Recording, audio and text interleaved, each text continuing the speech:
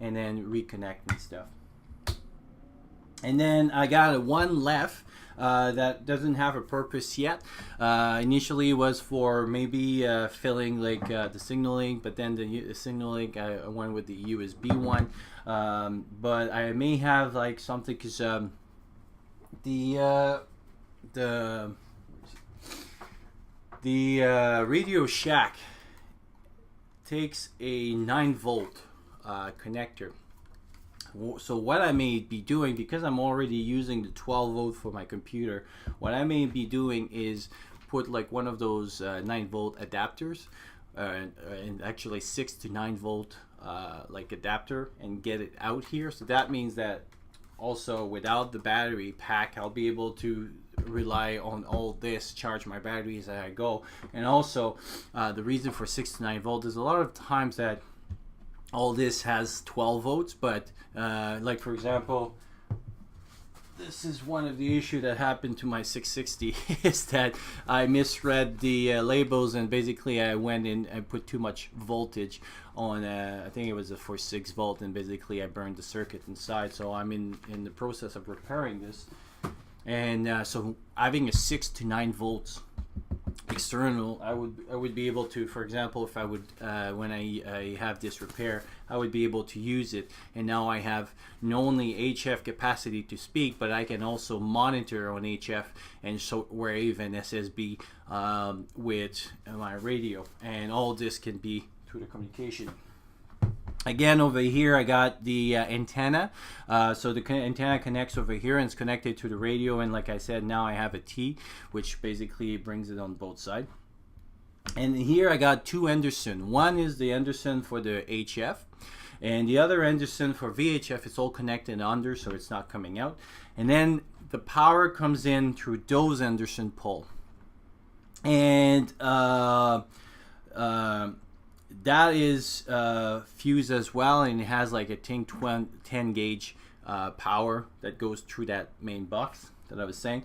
So the box, like right now, it's I have a I got a when I bought a Yaesu one time in an Amfest, it came with a power supply. So basically now through my power supply, I did some extension cord, which are both fused, and basically I can bring my power to my power supply. So when I'm at home, I just supply with my power supply. But any battery that would have Anderson pole, I just connect them to that. It charged the whole box, and the whole box redirect all the current and the electricity through the box. So basically this is the main system of the stuff. Over here, I'll cut the shot now, and we'll go see what I got in the top bottom. Okay, so over here it's mostly so this is where my Radio Shack for now stays, but I think I may change that because I'm starting to have a lot of stuff, because before my microphone and everything could stay in the back of the box, inside the box, but so I may change that to put like my microphone here like this, and my box. So I think that's what's gonna happen, but right now was my my box. I got a repeater, an old one, but 2011 to 2012, but basically it's all the repeater around here. Well, actually the whole states, I think. I think some of Canada as well. So few cheat sheets, things like that.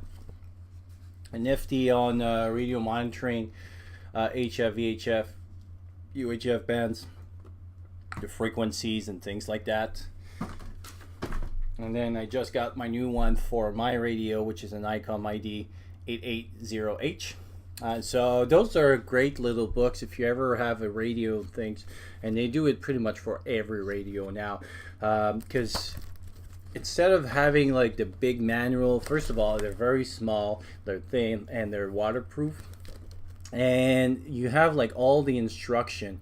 So if you really want to, like if you're in the field and you want to remember how to do, for example, priority watch, which would be one thing. So basically what it does is that you have a frequency that every 5 seconds is going to go back to monitor. So let's say you're on the net and they send you on a private simplex frequencies, and you want to keep monitoring in case you don't hear anyone on the simplex, but you still want to hear when people goes back to the net. Well, that means that's what you can do. You can set up priority watch, set up the system, and so it can go back. So for example, this is one of the things, and they would tell you exactly the steps, and so you don't have to read the whole manual and everything in the field. Obviously, once you buy your radio, you have to be a little bit familiar with it, but if there's something it's been a long time you didn't do, that's a great little books to have.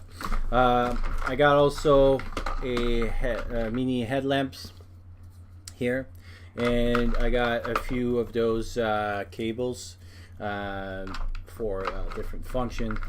I also have inside here, so with the signal link, I bought the little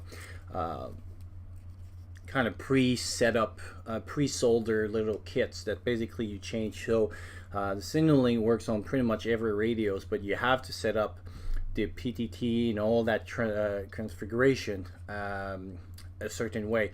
It comes with little jumper cables which are in there in case that I would lose this or something would break, and I have the configuration that I need to set it up for that cable. And so I bought the cable as well that set up my signal link to that radio. And so if I set it up the way that that yellow sheet is with the little jumper, or if I put that little box which is inside right now, everything will work correctly. So I'm keeping that here because if when I have the other radio, I'll have to buy the same thing with the different cables and stuff, and so if I'm using one or the other radio, I'll have to change that.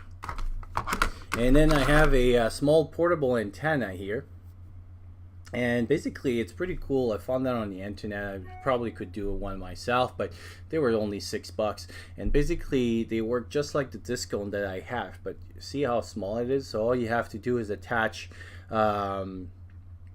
coax to this, and then you brought that out. So basically now, instead of having to bring my whole Discone, this works exactly the same way. I didn't have a chance to try it yet, but I bought a second one because they were like $6, so they were very cheap.